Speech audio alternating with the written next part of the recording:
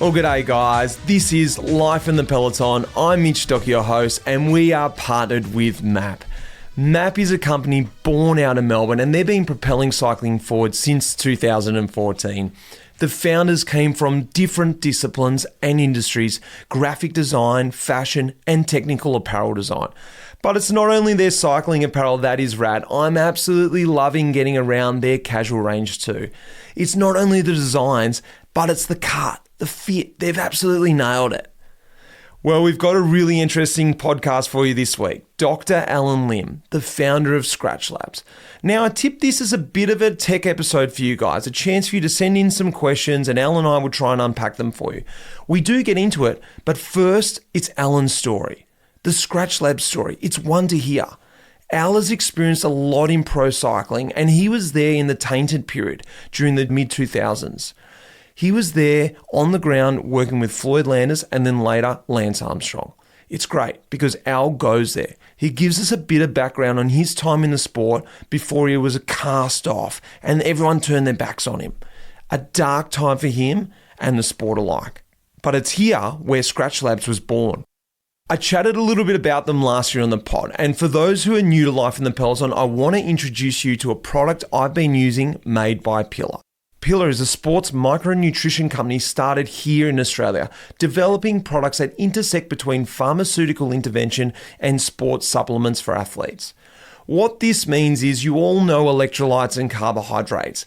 They're the things that get us to the finish line. Pillar's mission is to get athletes to the start line in the best condition over and over again. So what do I really mean by that? Well, I'm using Pillar's triple magnesium, and it has completely changed my sleep. Well, how do I know? I'm not really wearing any recovery devices or sleep aids these days. Where I notice it is when I do take Pillar opposed to the nights I don't. There is a noticeable difference in the deepness that I sleep. I really feel like I'm being woken up from a slumber. The weird thing is, I like to get up early in the morning and get some work done, and I'm very quickly feel energetic. And I start the day on the right foot because I've had that deep rest, good sleep quality. Now, if you do wear sleep devices, watch and track your HRV and sleep scores. You don't need to take my word for it because the scores will tell you it does actually work. I've been taking it 30 minutes before bed each night, and I like to prioritize my sleep not only for my physical body, but also for my mind and my emotional body. If you'd like to try Pillar today, head across to pillarperformance.shop and use the code LITP for a 15% off your first order. Or for our USA listeners, head across to thefeed.com/pillar. Check it out, guys. This is a no-brainer. Good sleep, good recovery, and it's really simple with this triple magnesium. No tricks about it. Now, at the back end of this episode, we do get into some nutritional hacks for both you and me, really. I asked some questions that were sent in by listeners and some stuff I've been wanting to get to the bottom of. Now, taking care of your health isn't always easy, but it should be at least simple. That's why for the last 3 years, I've been drinking AG1 every day. It's just one scoop mixed with water once a day, every day, and it makes me feel really good. That's because each serving of AG1 delivers a daily dose of vitamins, minerals, pre- and probiotics, and lots more. It's a powerful, healthy habit that's also very simple. My daily routine consists of me getting up early in the morning, about 4:35. I know I'm absolutely crazy, walking down to the kitchen, grabbing my shaker, mixing up some AG1, and that's where I start. From there, I do some work. Once the kids get up, I help them with some breakfast and then get them ready for school. And then maybe even go out for a little bit of exercise in the morning. After all that, around 10 a.m., I grab something to eat. I just love starting my day like this. I really feel it neutralizes everything. It allows me to absorb the goodness that AG1 provides me, and then from there on in, it sets me on a great path for the day ahead. My energy levels are balanced, and I've got the goodness in to take care of the bits and pieces that my body may be lacking. If there's one product I would recommend to elevate your health, it's AG1, and that's why I've partnered with them for so long. So if you want to take ownership in your health, start with AG1. Try AG1 and get free 1-year supply of vitamin D3 plus K2 and 5 free travel packs with your first purchase exclusively at drinkag1.com/lifeinthepeloton. That's drinkag1.com/lifeinthepeloton. Check it out. Now, guys, finally, just before we get to this episode, I want to remind everyone who hasn't gone across and signed up for our new Pelo membership to get across and check it out. We have 2 tiers, the Echelon and the Doom line, to suit your needs. There's plenty of stuff on offer for Pelo members and lots more to come this year. One of the main features being a brand new series I'm doing with my old friend Swain Tuft called The Life in the Peloton Chronicles. Long format, no ads, no bullshit. We have 2 episodes over there already, so when you sign up, you're going to have plenty of listening to catch up on. Do it, guys. I'd love to have you across with me in the Echelon or back in the Doom line, whatever it is. Here we go, guys. Alan Lim and Skratch Labs.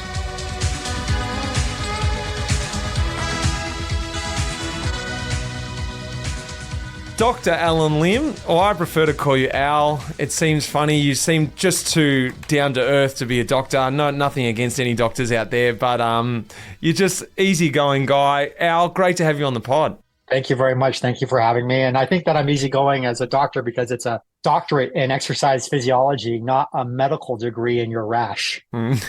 Exactly. Thank you for saving me there. Let's start, right? And I know you've told this story a lot of times, but I find it really interesting. And we were just talking just before we put this on. The last time we caught up was in the pro world.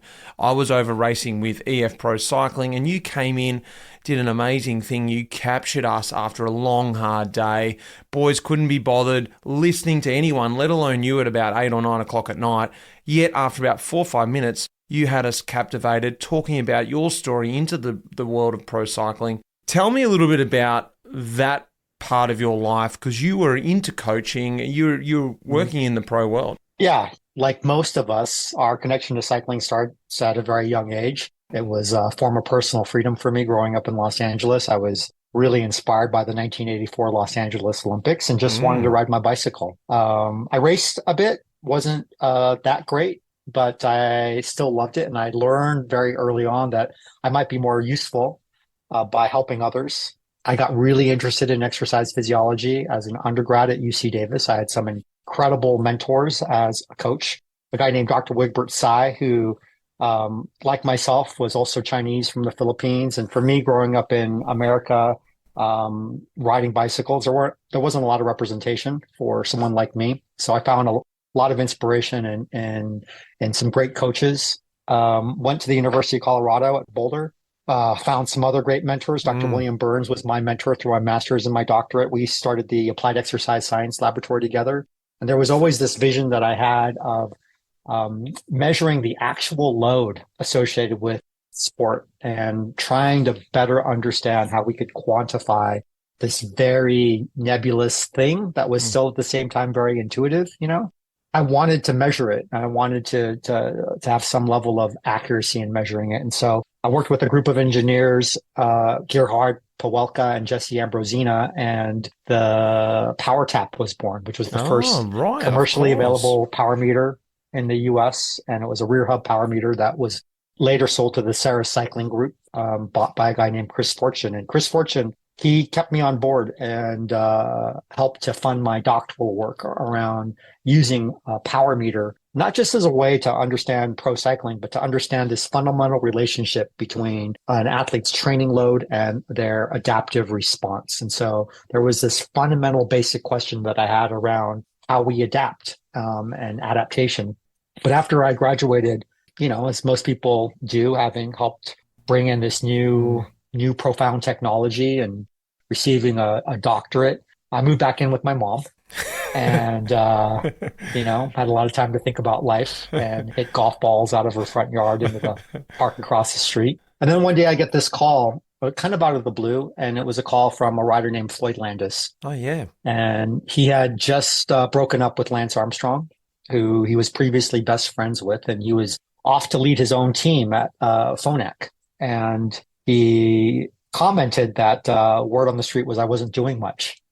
And I took a lot of offense to that because I still had a whole bucket of golf balls. And he asked if I wanted to help him win the Tour de France. That's a really crazy question to get asked. How did he come? How did he come to you? Like, how did he make that connection? Were you in contact in that world at all? Or yeah, he came to me through money. You know, as most people do in this world. He was being sponsored by Power Tap, right? By the Sarah Cycling Group. And as he was looking to how he would construct his future as a team captain of a pro team, I guess the reference was made that I was someone that might be able to help, that I was at least, if anything, a good thinker. And I had previously coached a lot of pros. I had coached Michael Berry, Dee Berry. I coached, young pro women's cycling team that was sponsored by Celestial Seasonings. I'd coached at the collegiate level, and I had coached as a resident coach for the U.S. Cycling team at the U.S. Olympic Training Center. So, I had some Palmares, not huge ones, but enough that people trusted me. I had also grown up with a generation of riders like Freddie Rodriguez, Antonio Cruz, George Hincapie. We had all grown up racing together. And so, I think people were familiar or comfortable with me. And, I had all of this knowledge about power. No one yet had ridden a power meter throughout a whole entire Tour de France. And so maybe there was this sense that, hey, I could help Floyd gather this data. We would have more insight than others. And maybe this insight would give us a competitive advantage. It was all a guess. We were shooting from the hip. It was uncharted territory. I remember going down to visit Floyd, and he had asked me, how do you think I'll do at this year's tour? Had you been coaching him at that point?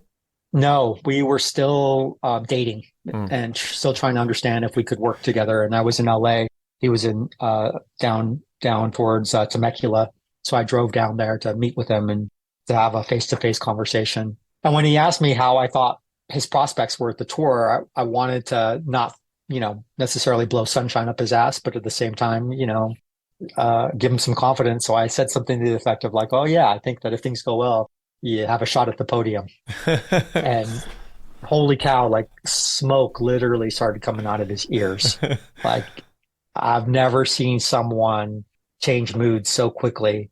And he literally stood up and said, if you don't believe that I can win the Tour de France, then you need to get the hell out of here right now. Oh, wow. Right? Yeah, right. It was all or nothing. He didn't have a dimmer switch. Cool. It was all or nothing. Realizing that he was cuckoo, I was like, okay, maybe I just need to get out of here. Like, whatever, that's fine. But he calmed down and he went into his bedroom and he brought out a stack of pieces of paper. Each paper was a single graph paper. There was a whole stack of them, and each sheet of paper represented exactly 1 month of handwritten notes on his training. So this was his training diary. And it was a training diary that he had kept since he was maybe 15 years old, since he was a junior. Same format. Puts this stack of papers in front of me and says, have a look.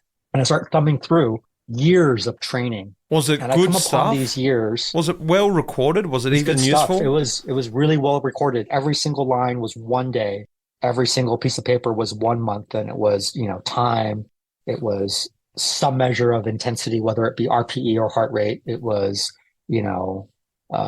where he was, a description, etc. It was enough, right? Nice. And really, you need to know time. You need to know intensity. You need to know frequency. You need to be able to describe or see a pattern, which means that a little bit of data every single day means a lot more than a whole lot of data on one single day, right? You can start to paint a picture. Totally. Awesome. And I get to this section of these training diaries, these training notes, and in each little column, in each row, there were 2 entries. And I said, Floyd, why are there 2 entries? And he said, well, on the right is what I did, and on the left is what I saw Lance do. And I literally at that moment thought to myself, holy cow, we can win the Tour de France. Wow. Right? Like, I can put this together. We can paint a picture. When he was training with Lance, he'd be watching. He'd be watching and he'd be writing everything down. Cool. He took meticulous notes about what they did and about the process. He also took a lot of meticulous notes on the use of performance-enhancing drugs. Yep. And that was really disturbing. And that was really dark. And that was really, I think, sad and traumatic for me to see. And I knew that was a possibility of what I was walking into. I didn't know how to interact with that. And I think that Floyd was very, very kind in trying to keep me out of that world. He wanted a confidant. He wanted someone that could be there in his training, someone to discuss training with, someone to record data, somebody to do the math. The way he put it to me was, Lance has a whole entire team of sports scientists and coaches and doctors, etc. And he's like, if you want to be my one person, let's have at it. the intensity of that world at that time and that arms race was really too much for me to bear. And it grated at me. And what grated at me more was this idea that even if I didn't have to be involved in any of it, that I knew about it. And that if I tried to talk to people about it, there was no conversation to be held or had. There was such a strong and intense omerta. That tension against the tension of me wanting to live this dream, be part of something that was bigger than myself, that was really, really hard to reconcile. And I think that I got very, very lucky. I got very, very lucky because the one person who was willing to listen to me about this was Jonathan Botters. And about maybe 4 or 5 months into this whole thing, we started having some serious conversations about how messed up everything was and about whether or not we could make it better. He ultimately offered me a job on the TIA CREF team with this idea that, hey, maybe we could start over with a young group of kids and eventually bring a team back to the tour clean.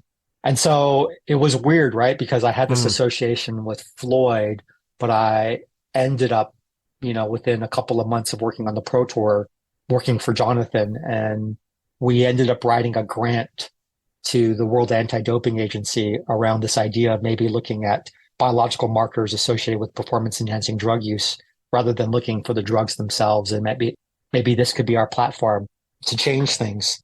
For me, I wanted to change things. I wanted to help, not just because it was close to my own sense of sport, right? But it was also because I didn't see a bunch of kids trying to cheat when I saw doping in sport. I saw a bunch of kids being forced to do things with their bodies that they didn't want to do. I saw coercion. And that for me was more violent than some asshole who's just trying to take a shortcut. And that was much, much darker. So Jonathan and I embarked. We went from TIA CREF to Slipstream, started the Garmin program. I became the kind of director of performance and sports science, helping to try to manage our entrance into the tour. And it was really bringing on riders who had a history of doping, but wanted to change. The spokesperson for that was Miller. And I learned a lot from those riders. And I remember sitting them all in a room one day and just asking them, how do we win the tour? I don't know how to win the tour. I've never raced the tour. I don't know how this works. The experience taught me that collaboration matters. We live in a world where at the time where there wasn't a lot of transparency. There was also a lot of ego, a lot of people trying to bluster that they knew the secret formula. There was this idea that, I just finished a 5-day training block. I'm going to take a day off. I'm going to start another, 10-day block. And I'd be like, I don't know if you're really doing that. And when we actually really started to press the riders about how many days they could train hard before they felt tired, instead of the thought that it was 5 or 7 or 8 or something that mimicked a stage race, it was more like 2. Yeah. Right? Like, what point in a stage race do you feel like shit? Pretty much after the first day. Practically. This preconcept of, like, I had it myself, like, we should do 3 days. That's the block. I was at 3 days and we weren't at 5, whatever, but it was always 3. I was like, why is it 3? Why is it not 2? Why is it not 1? Why not we monitoring fatigue? Yeah. I mean, if we're pursuing excellence here, there's not necessarily going to be a linear path. Why don't we actually just listen to what is happening in our bodies, quantify that, and then put the picture back together? Because by the time we get to the racing, everyone's probably going to be in the same boat. So we're just all kind of, it's all some race to the bottom, right? Yeah, we had some really great times, some really great years. By this point in time, I think that our blustering around being a clean team, and I don't know, I think there was this maybe implicit nature around that message that was us throwing the rest of the Peloton under the bus, which I don't think people appreciated. I mean, how do you go around saying we're clean without implicitly stating that everyone else is not? Yeah. Right. And that doesn't cast really well against competitors. And I don't think it casted well with Lance, because even though he was retired, he was still the big image of everything. And he decided to come back. We competed against him while he was on Astana in 2009. And at the end of that tour, there was this conversation that that we started about whether or not I might be able to come and work for Lance and help him, with the systems and the techniques and the ideas that I had learned at Garmin. And I think there was this lesson that I had that we fall into this presupposition around labels.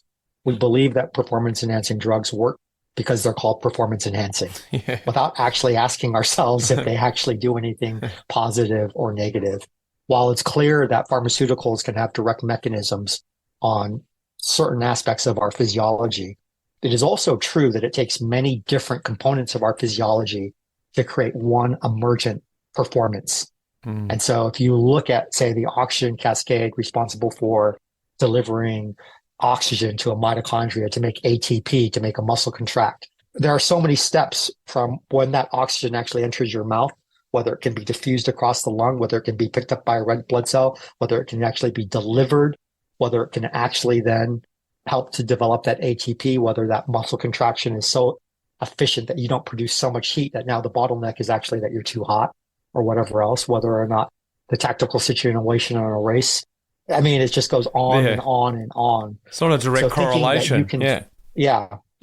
So thinking that you can fix one link in that complex chain and enhance performance, I think was a big misnomer, especially when changing that link also comes with it the possibility that you have a lot of other side effects, both physical as well as psychological. Yeah, it's funny. Like, I think there's no doubt that a statin will lower your cholesterol, but will lowering your cholesterol actually reduce your risk for having a heart attack? And is there not maybe a dietary intervention that might lower your cholesterol as much as a statin will? So what is it? Is it the easy road or the hard road? And how do you manage that? I think what I learned on Garmin was that if we could manage the system naturally, we could get better performance. If we slept better, if we train more intelligently, if we had better meals, if we didn't get sick because we freaking washed our hands. Yeah. Right? General hygiene. You might be able to, general hygiene. Like, take a freaking shower when you get on this freaking bus and have a liter of salty water. Clean yourself. Don't get saddle sores. Things like this. Things that put us out of races that we can't work out why. It's like I've done all this training and all of a sudden I'm out of the race because of a saddle sore. That's right. And so for me, I became really fixated not on marginal gains, even though I think that was a story that was popular to tell in the media. I became really fixated on bottlenecks. What's the bottleneck? Is the bottleneck that you miss your wife? And is the bottleneck that we have a culture where our family can't come to training camps? Well, screw that. Let's go to a training camp and let's bring our family, bring your kids. I don't know. Like, they can go hike. We're going to go train. We'll have dinner together at night. That feels pretty good. Breaking down like this tradition, this sort of idea of what pro cycling was and had to be for such a long time. Yeah, that's right. I think that getting approached by Lance to rethink the model a little bit, that was super exciting. But it was also really, really scary because Lance was Darth Vader in a world where we tried to position ourselves as Luke Skywalker, right? And it was like, oh shit, he is my dad. Nice one. But, and it was, I had an attachment to the riders I worked with. Long story short, there was also a big financial component to it all, right? There was obviously, a desire on my part to have capital. You can call it greed.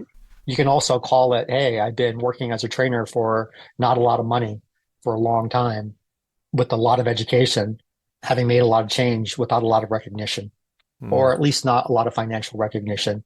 Yeah, there was a lot of tension in that as well. But, long story short, I went to work for Lance. It was in and of itself a really phenomenal experience, but the federal investigation on Lance started, and by association, that detonated my career. And I became very, very quickly persona non gratis in the sport of cycling. People love to hate someone, and I became the trendsetter in that department. Soon after the 2010 Tour de France, found myself benched, found myself no longer able to coach, no longer wanted, no longer needed, kind of the bad person that was responsible for all of the evil in sport. For all of it, And that was tough. The amount of vitriol that was spit at me was really, really, really hard and really sad. And it was during this time that, maybe the only person who really still believed in me or wasn't afraid to be associated with me was this kid named Ian McGregor, who had formerly been on the Slipstream and TAIAF squads, who was a phenomenal talent, who was also at the end of his career because of iliac endofibrosis. And so Ian and I would sit around my house, in part thinking that the world would not take care of us, and in part trying to figure out how to take care of ourselves.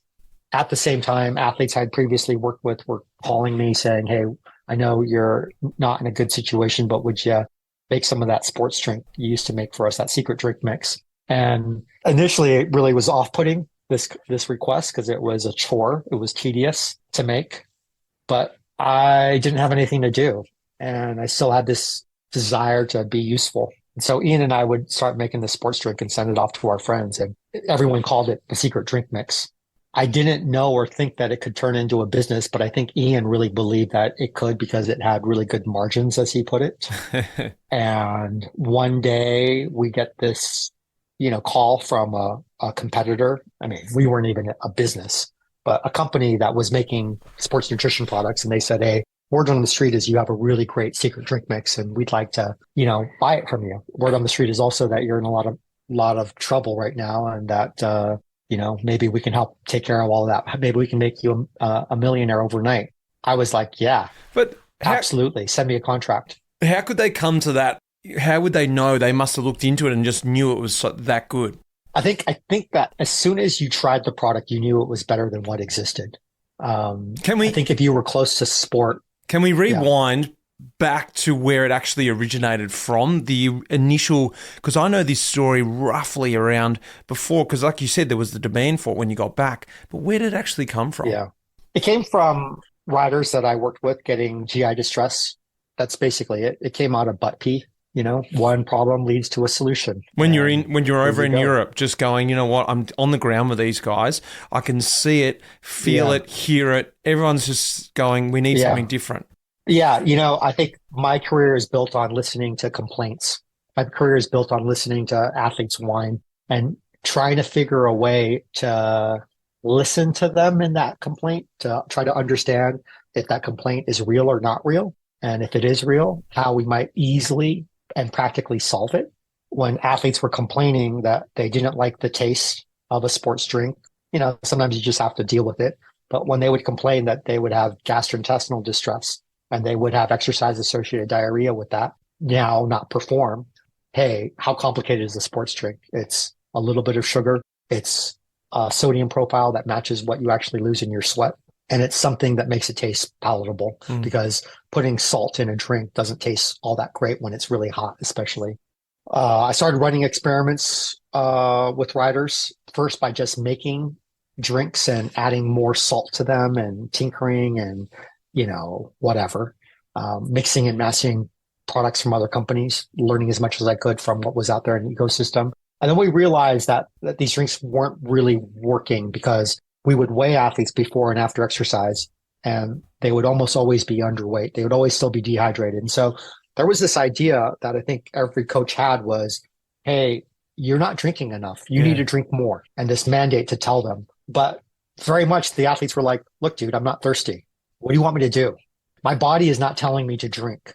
And instead of saying, well, you're wrong and you're not in touch with your body and you don't know how it works.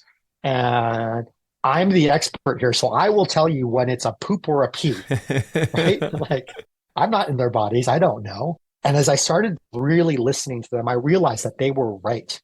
They weren't drinking because your thirst mechanism is driven in large part during exercise to maintain electrolyte balance, to maintain the sodium concentration in your blood.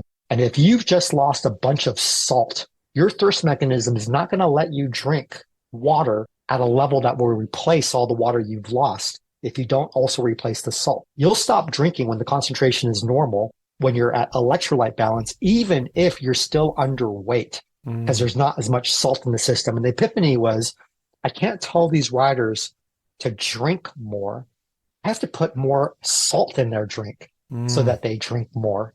And once that realization was made, we could back calculate out how much salt they must have lost if we knew how dehydrated they were. And what we saw was that there was variability. Some athletes lost a lot of salt.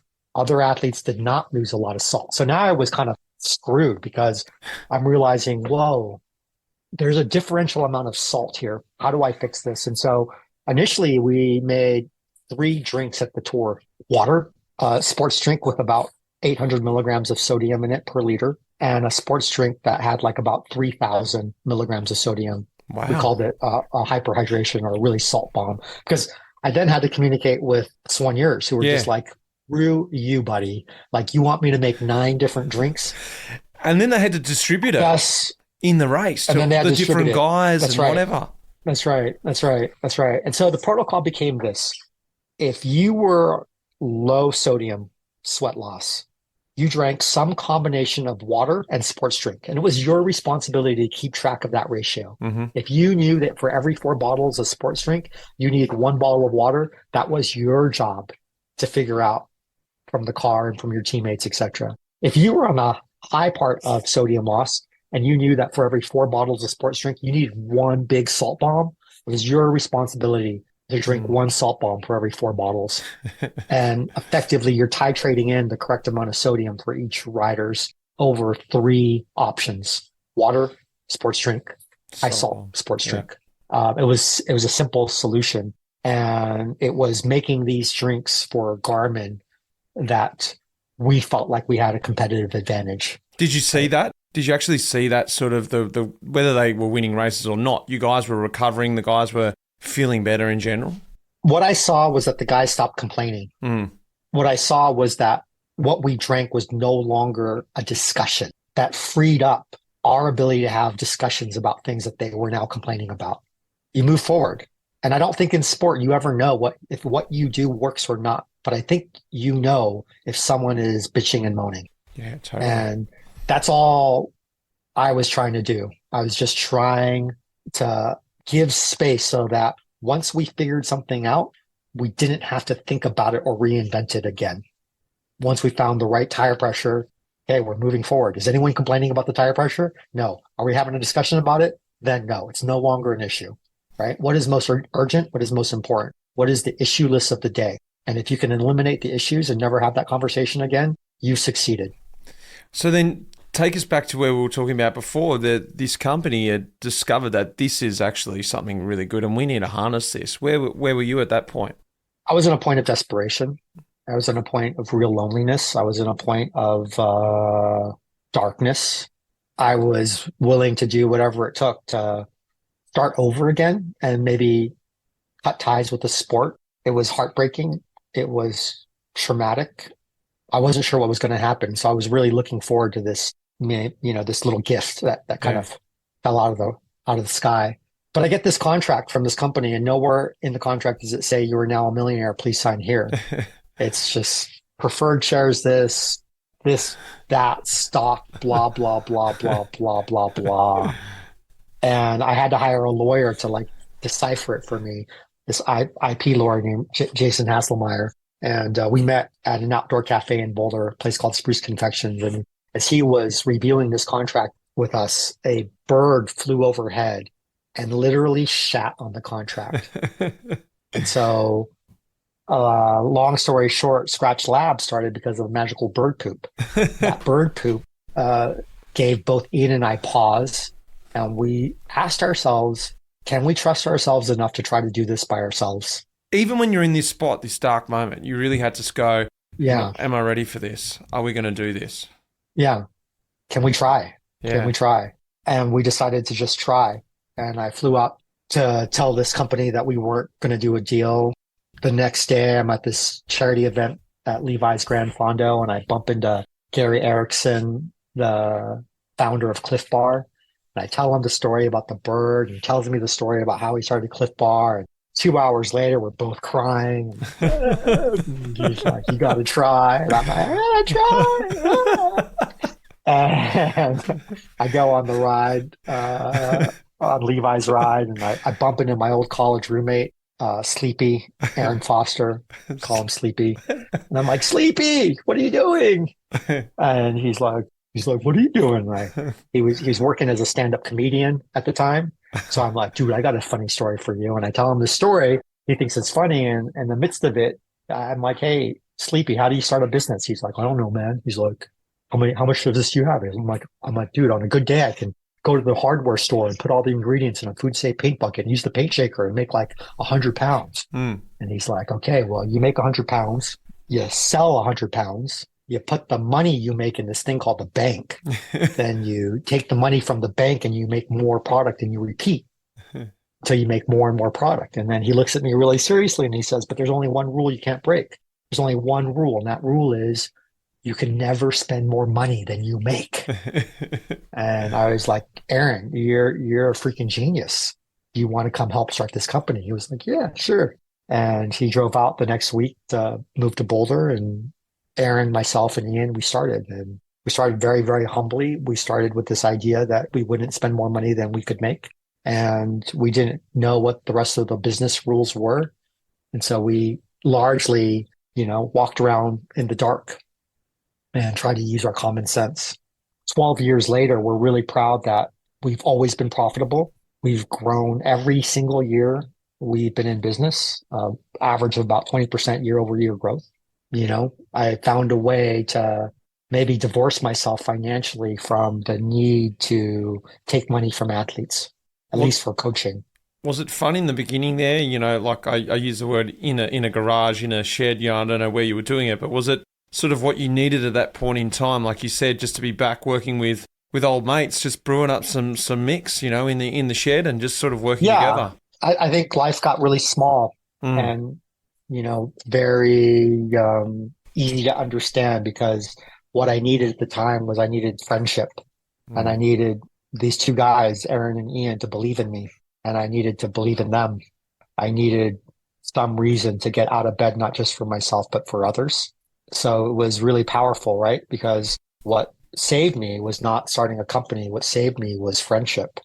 What saved me were these two other guys who were also willing and wanting for something better. And this is where the three of us came up with the name Skratch, because we very much all found ourselves in a place in life where we were starting over again, where we were starting over from scratch. And we needed to believe that no matter where you find yourself in life, you can start from scratch. I was going to say, that's what I also love about the name. I didn't know the exact origin of the word scratch, but I draw a lot of different correlations to that name because of your product. Gives me a different feelings to it. The food feels like it's made from scratch. You need to start from scratch when you're starting with your diet. That's right. I guess a question I've got for you is around athletes, all the athletes you worked with, and that's why I wanted to get the backstory of the coaching, of the time on the ground with athletes, because I guess over your time, have you needed to sort of reframe with athletes their relationship with food and just sort of help them understand again, whether it's from a performance side of things, in terms of fueling correctly, or whether it's from a real food side of things? Because I think there's definitely this scope of you need to fuel properly around sort of, limitations, disorders, body dysphoria. But there's also this other side of things where I feel like people are just very prone to go to, products that are just made, like gels and bars. And that's, if I'm performing well, I have to be eating this processed food. So this idea, this relationship, how about that for athletes with you? I think that's all I was doing on the Pro Tour is I was reframing, and I was trying to reframe, what athletes were hearing from one another. I was trying to reframe what athletes were being marketed. I was trying to reframe all of these really, kind of broken expectations that directors, coaches, etc. had for athletes. I mean, whether it be around body weight, whether it be around, the look of what a pro cyclist is supposed to be. There's a ton of implicit bias. You probably know that if you go to training camp and you get a haircut before training camp, that the directors treat you better. Yeah. They treat you better because you look just a little more fit than everyone else, right? A bit leaner. How stupid is that? I mean, that's so stupid. Well, there's just even... I'm going to get a haircut. Well, what about just what's on your plate as you walk to the table? It doesn't matter if you've fueled up before you come down to the dinner table. It's what is seen on your plate in that one dinner serving. That's right. That's right. That's right. So, I think that again to the idea of what were the bottlenecks, what I saw was that there was an imbalance between our technocentric perspective around food, around what science could teach us about nutrition, versus the ethnocentric approach, which is what our moms can teach us about food, right? What culture teaches us about food.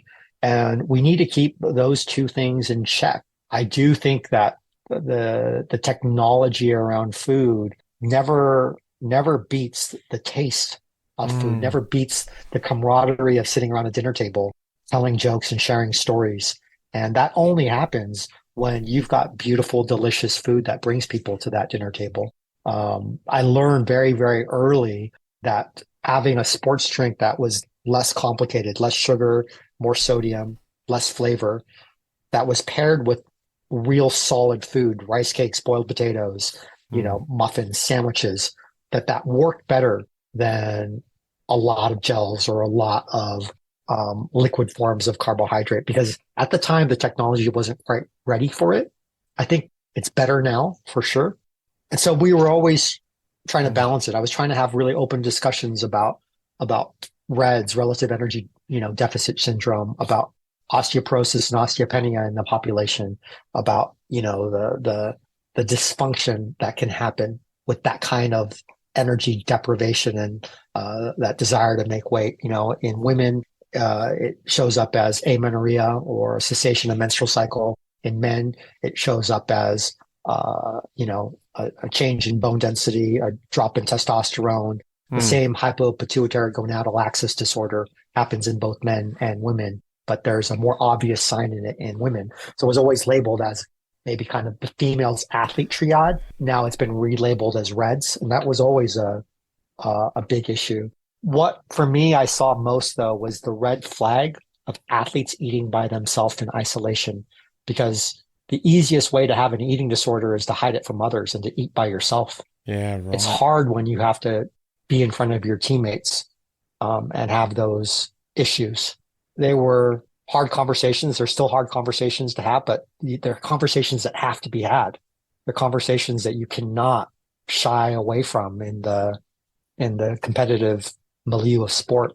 I think then, hard to get that across the line in the professional world. But one thing I'm understanding now outside of that is now going to these events, these gravel events, and being back in the local community, people generally, and I use this word loosely, are riding because they enjoy it. It's something they give them psychologically, endorphin release, whatever. But also, there's a big element to lose weight, to stay trim. Yet, it's almost counterintuitive that what they're hearing sometimes from us or from other people is to fuel properly around these events. Eat all this stuff they think they're not allowed to do. How about sort of helping people understand about fueling when in their mind they're thinking, I shouldn't be eating because I'm trying to lose weight when I go riding? Yeah. I mean, you like literature. Yeah. You like a good story. Every great story in the world is fraught with contradiction and duality. You got to fuel. You got to be skinny. There's this tension, right? Yeah, but totally. I love this quote from F. Scott Fitzgerald when he said, the test of a first-rate intelligence is the ability to hold two opposing ideas in one's mind and still retain the ability to function. And that's what you're speaking to. There's a balance. It has to be done slowly. Has to be done cautiously, can be done with others, and it can be done as part of a social system. And I think that's when it becomes okay, right? When we're not in a dysfunction together, but looking out for one another. And we have friends and coaches, mentors that look after us, because we can't see it necessarily in ourselves all the time. And obviously the culture might be negatively influenced, and you have a bunch of people around you that are telling you that you got to get leaner. You might have a whole nother set of friends like your parents and your family who are saying you got to eat more. And there's tension in that. And I think that probably your friends and family are more right than others. Right? So you got to have people that you can trust, and you have to listen to yourself and find a way that ultimately makes you happy.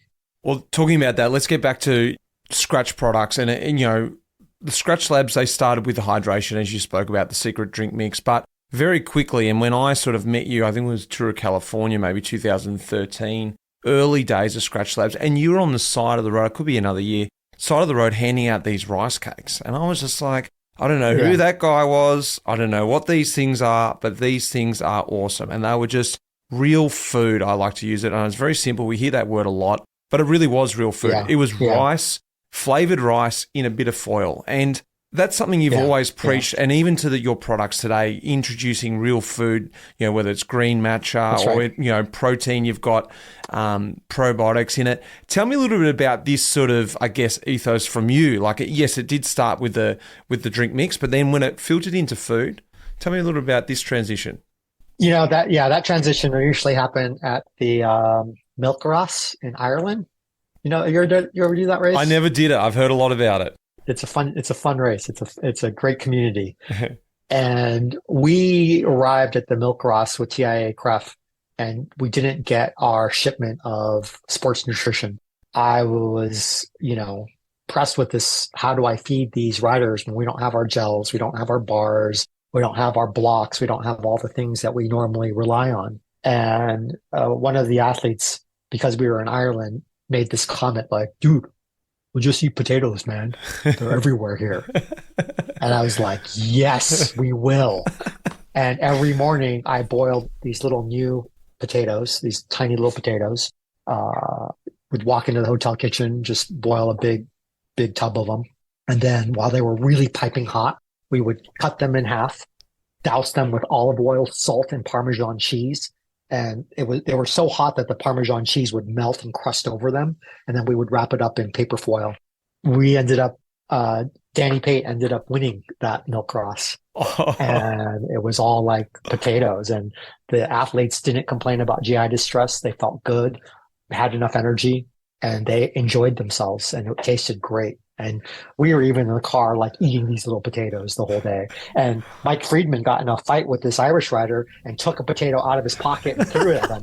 And this Irish rider was so stunned that he got a potato hucked at him that he didn't know what to do. The fight was over. Mike won.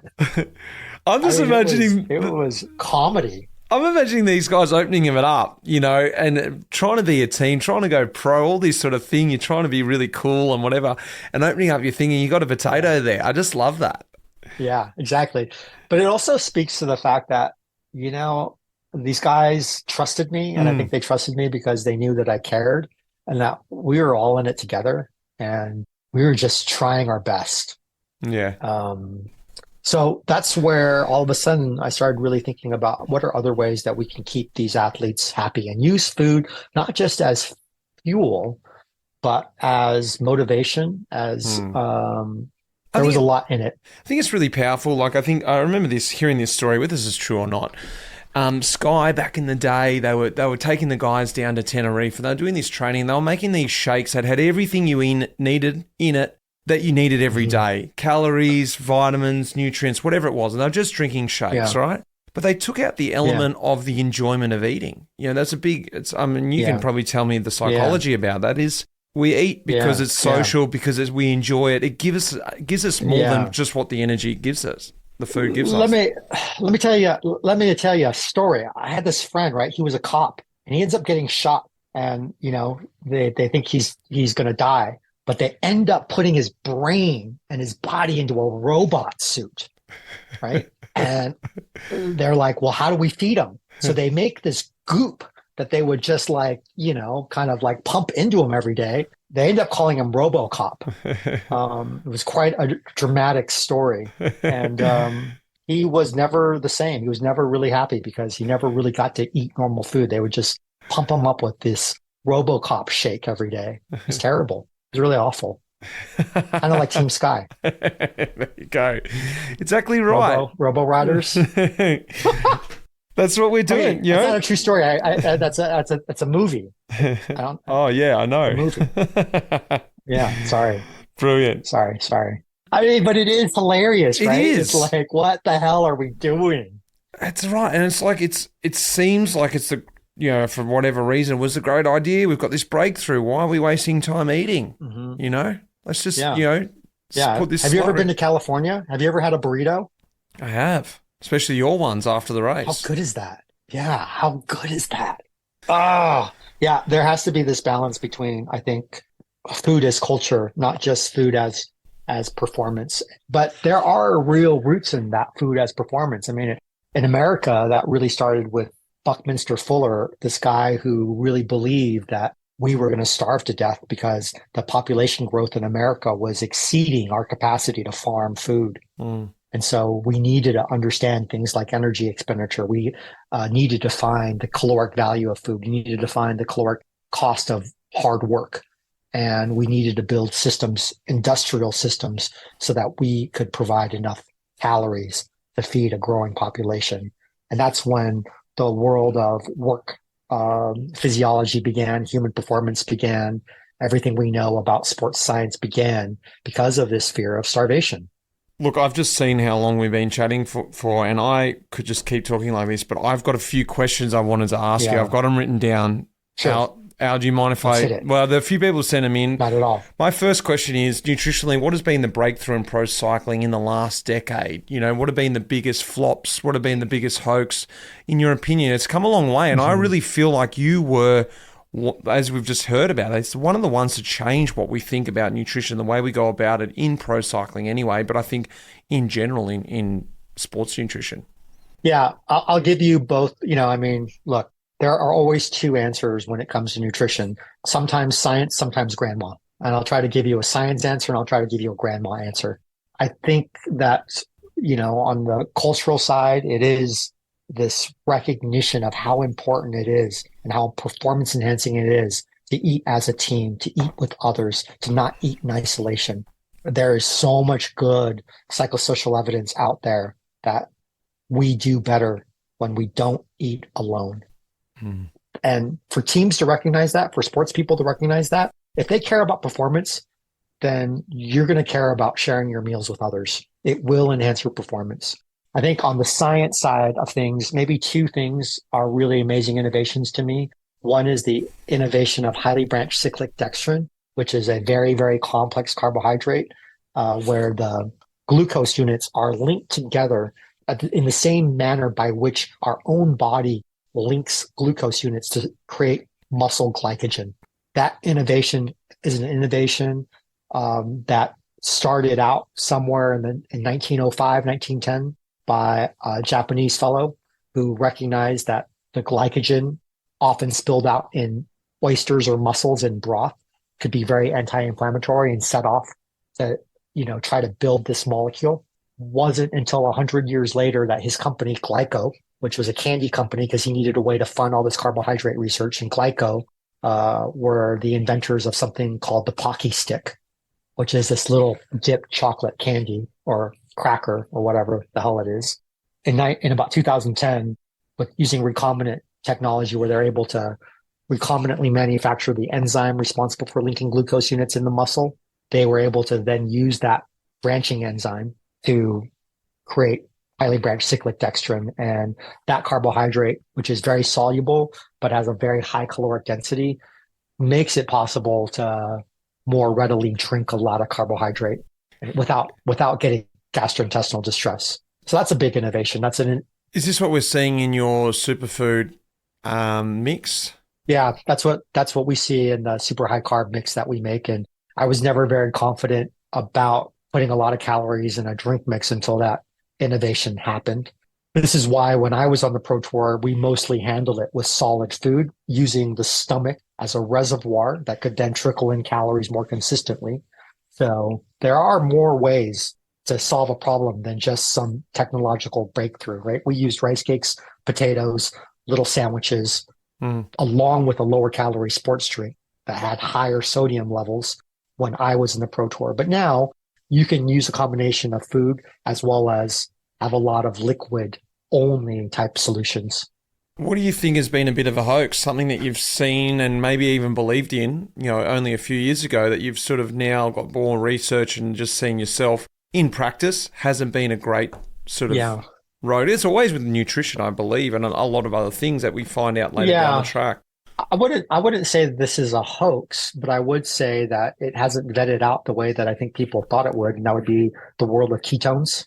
Right? I think there was a period, probably a time frame that you experienced where the hot ticket was some sort of keto acid along with your normal nutrition program when you were racing. I think that, the idea of ketones may do something in tricking the brain into thinking it's okay, and that may unlock some central fatigue type of stuff. Whether or not it helps to enhance fat oxidation in a competitive environment where carbohydrate still rules because of the intensity and the surges that happen, whether or not it improves recovery, I don't know. But what I do know is that athletes aren't waking up in the middle of the night saying, "Where are my ketones?" But athletes are getting stressed out when they don't have enough carbohydrate. On the right? back. What do you think? But I don't know.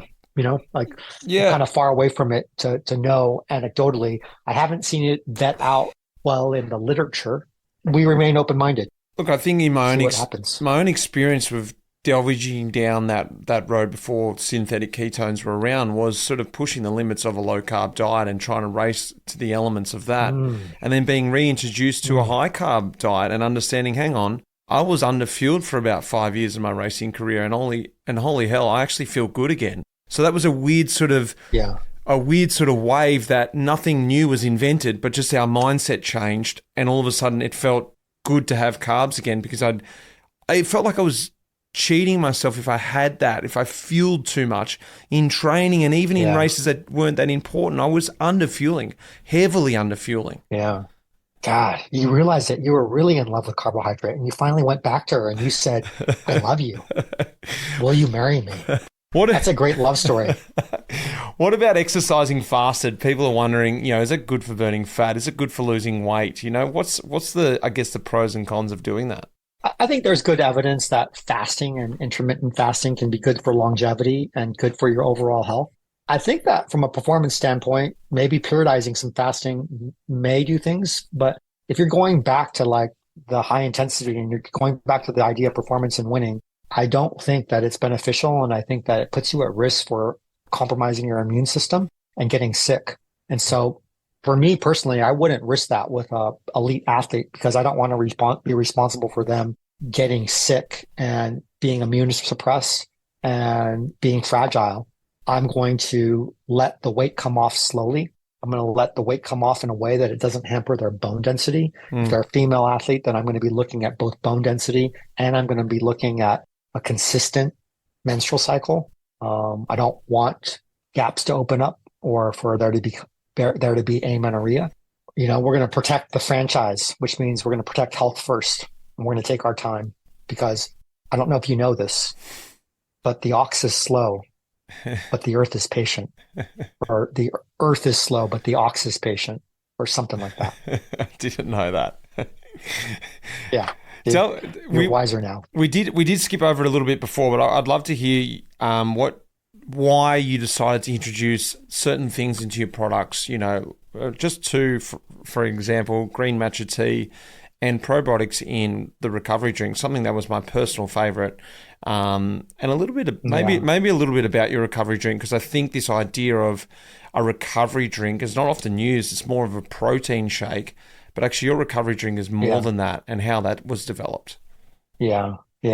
Our recovery drink was developed to try to help endurance athletes resynthesize glycogen as quickly as possible, which meant that you had to sugar bomb them, which meant that you had to create an environment where blood glucose was, spiking so hard that you got a big insulin response. All the things that give you diabetes enhance glycogen resynthesis. And so context with that drink really matters. If you're not an athlete, if you're not working your butt off, if you haven't burned a lot of calories, if you're not glycogen depleted, find yourself next to a taco stand, you probably don't need it, because you're going to get a taco.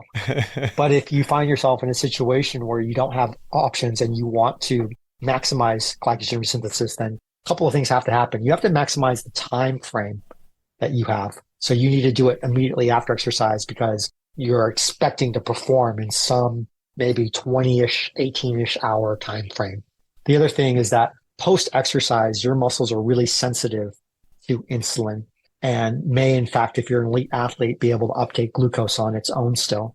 And so when you eat in that window of time, you're going to push more of the calories that you consume into the refrigerator where it can be stored as useful fuel, then push that into fat cells or the freezer where it's going to be harder to tap into. And in sport, what we're really trying to do, especially if you're talking about that fat to lean muscle mass balance, is we're trying to make sure that the calories we give athletes go in the fridge, not in the freezer. And that has a lot to do with what is insulin sensitive. If I don't exercise and I release a certain amount of insulin, which pushes the sugar into cells, that insulin is going to push that sugar equally into all my fat cells as well as my muscle cells. But if I just exercise and those muscles I just use are more sensitive to insulin, then those calories are more likely to go into those muscles than into fat cells. Is there a time? Fuel the parts that have been used. Is there a time frame post exercise that sort of window is open? Yeah, probably from the cessation of exercise up to 2 hours, with the optimal being within the first 30, 45 minutes or so. And it's about glucose, not necessarily about protein in that time. It's about probably a 4-to-1 ratio of carbohydrate to protein. So it's a combination of glucose with a little bit of protein, not a lot of protein. Protein is still needed as a substrate that can also push into cells for remodeling of tissue, which is important. And for some reason, glycogen synthesis is enhanced when there's a little bit of protein. And I don't know if that's because it takes the edge off of the system as a whole. I don't know what the exact mechanism for that is. I just know that that ratio does better. But, drink a Coke, Well, then tell me about green matcha tea. Like, you don't often see that in many products. It's always about, lemon lime and, raspberry this and that. And suddenly we see, well, I saw anyway, green matcha tea being introduced. And initially it was a bit of a turn off. I thought, I don't know about this. But once you get your head around it, it was really lovely. I loved the taste. It was something different. Why did you decide to introduce that? For me, it was the same reason. It's the same thing I tell all the ladies. Like, just wrap your head around something that's a little different, a little more Asian, if you will. You might be pleasantly surprised if you break those old habits around what caffeinates you. For me, I think it was largely cultural more than anything. I think that it was also kind of this idea that we are very much a caffeine culture in cycling, and that after the morning coffee, by the time I might be getting out for an afternoon ride, I don't really want to have another cup of coffee, but I might want to wake up a little bit from the afternoon doldrums. For me, I tend to exercise in that 2 to 5 p.m. window when my brain isn't good for anything else. And it's nice to have a little bit of stimulant. I like the taste. It was a preference. And I think I don't get too many of these, like, just because I want to. Yeah, nice. Flavors. But that was definitely just because you want to. And it did for me also give an ability to talk to all of the really unique phytochemicals that we find both in fruit and tea and how they're important. Even coffee. There's this whole litany of phytochemicals that we don't really yet understand that we get from whole food nutrition that goes beyond just carbohydrate, fat, and protein. Where are we going to see Skratch going? You're always bringing out interesting stuff that we don't see around in the general market. I haven't seen a Skratch gel brought out, and is there a reason behind that? It's something that I would love to see you reinvent and do something really good with. Yeah, I think I'm close to that. I'm close to that because of the advent of cyclic dextrin, because of what we learned from this super high carb product, that I finally feel confident that that's something that we can do. But what I've also learned as a business person is to balance how fast we do things and to go slow and to take our time, because everything we do is done based on our own profit investment. It's not done because of external funding. And so we've got to save our pennies to get the manufacturing right, to be able to do a product like that justice, because a product like that is not just about the type of carbohydrate and the sodium and the amount of water and the viscosity. It's also about, can you afford the film? That wraps the stuff? Can you make the package work? Can you do all these other things that could be bottlenecks? So we've been ultimately patient about that. But I hope there's something on the horizon for us. We continue to tinker on it, but no promises, because we have business to maintain in the meantime. And we won't produce something unless we know it is actually better, which also means that I've got to find athletes to test this stuff with and to make sure that they don't complain and, that there's silence. There's that nice pause. For me also, I've been working on other problems. And the big problem that I see right now is how do we disconnect our need for water, carbohydrate, and sodium from one another such that any given athlete can think about those three needs independently of one another? How can I just think about how much carb do I need? How much water might I need? How much sodium might I need? And right now, what I kind of messed up in our product set was having products that dealt with many different aspects of sport. So like our hyper, our wellness, our sport, our high carb, and all of a sudden it becomes really confusing. What's next for us is a simplification of our product line where we have our sport drink mix, which is just a sports drink, everyday sweating, hydration, blah, blah, blah, blah, blah. We have our high carb drink mix, which is the higher carb side of it. And then what I needed to manipulate the salt of those two products is I needed something with just electrolyte and fruit that tasted good that could be easily mixed with those two products. So in March or so, we'll come out with something we call everyday drink mix, which is basically a 0-calorie electrolyte and fruit only product that was designed so that I could customize the sodium in either our sport drink mix or our high carb. And now not only meet the individual demands of an athlete, but also create something that was in itself a preload. So we can add a bunch of that electrolyte to our sport drink mix. And now we have something that is saline that someone can drink right at the start of exercise, like our hyperhydration that expands blood volume without needing to pee. That's perfect. That's just simplify it all, and exactly what I'm looking for on a day-to-day basis when I'm not out riding or, racing, loosely call that. It's just something eating a lot of calories, right? Yeah, well, just to also keep me, hydrated, exactly on the right line. So a simplification of our product line is coming. We're eliminating a bunch of the excess SKUs because now there's a way between our sport drink mix, our high carb drink mix, and this electrolyte to recreate anything that was previously in our ecosystem. So I'm looking forward to that. And that will give us, I think, continue to push the envelope on what it means to sweat on purpose. Al, it is always fun catching up with you, and it's been way too long, and I'm going to enjoy trying to pick your brain again very soon. Thank you very much for the time. I hope everyone enjoyed that. Thank you.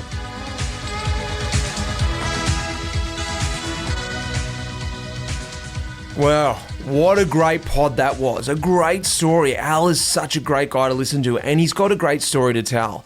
The story of Skratch Labs, but all that stuff before Skratch even started.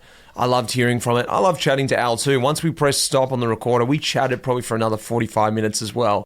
Guys, a massive thanks goes out to our partners, MAAP, the Life in the Peloton team, and of course, Red Bricks Media, who put this podcast together for you guys. Big thanks to Will Jones. But of course, you guys too. I love hearing from you. Send in your feedback. I want to hear some suggestions. Do you like it? Do you not like it? What do we need to bring you guys? Send it in and I'll try and make it happen. Next week, we've got a talking look for you. Like I said at the start of the episode, sign up to the Pelo to get more pods. These are big boy episodes, so get across, have a listen to them if you're a member. We have got big news coming. Dropping at the end of this week is the opening of the early bird tickets to the specialized Dirty Docker, the Life in the Peloton's inaugural event. It's going to be everything: gravel, cross-country running, cyclocross, plus a fiesta. The Saturday night festival is going to be something to experience. It's all in the hometown of Lancefield. So if you're overseas, book your flights now. Get yourself over here. That'll be in October later this year. The early bird tickets are dropping this Friday. First 100 people will get an early bird price. And after that, we're going to cap the numbers this year because I just want to keep it close and tight. So get across, make sure you get yourself an entry. I would love to see you at the very first Life in the Peloton specialized Dirty Docker. I'm excited about it. You can hear it in my voice. Lots of planning's going into this, and I can't wait to get this up and rolling. Guys, I've been chatting long enough. Look forward to speaking to you next week on the podcast. That iconic music in this episode was composed by none other than the legend, Pete Shelley. Cheers, mate.